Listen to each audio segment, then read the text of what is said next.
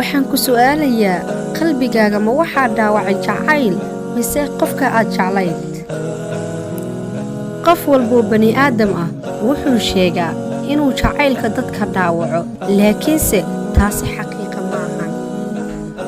kelinimada ayaa dadka dhaawacda diidmada iyo lumitaanka qofka aad jeceshahay ayaa ah mid xanuun iyo uur ku taale aad u xun kugu reebaysa ha eedaynin jacaylka ma garanaysaa waxa adiga ku dhaawacay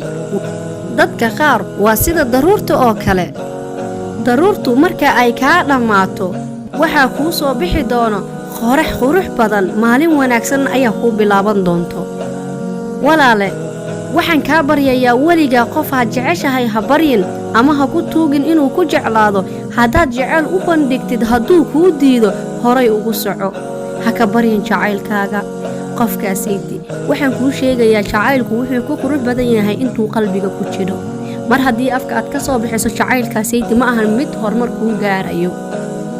ma garanaysaa xiriirada qaarkood markii aad daacad u malaysid waa xiriiro inta qalbiga laga soo dilay waa dad inta qalbigooda la soo dhaawacay waa dad intii niyaddooda la soo jibiyey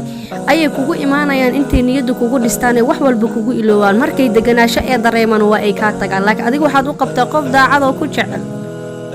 ma og tahay walaashaydiiye mararka qaarkood waa xanuun weliba xanuun aad u daran markaad ogaado qofkii aad jeclaatay inuu yahay qof wakhtiga keliya iska kaa dhaafinayo oo kuu jilaya jacayl beena kuu jilaya farxad beena ku siinaya kalsooni beena walaalkaygiioo waxaan kuu sheegayaa gabadhu waa macquul inay ilowdo wiilka ay jeclaatay laakiinse macquul ma ahan inay ilowdo wiilka xushmeeyey walaalkaygiioo mar walba xushmay gabadha waxaa hubaallaa inay ku iloobi doonin waxaan ogsoonahay maanta gabadhu in badan in la jeclaan karo laakiinse in badan ma xushmeeyaan gabdhuhu ma og tahay ninka gabadha ku guursaday qurux waa nin sida iibsaday guri qurux badan ama qasri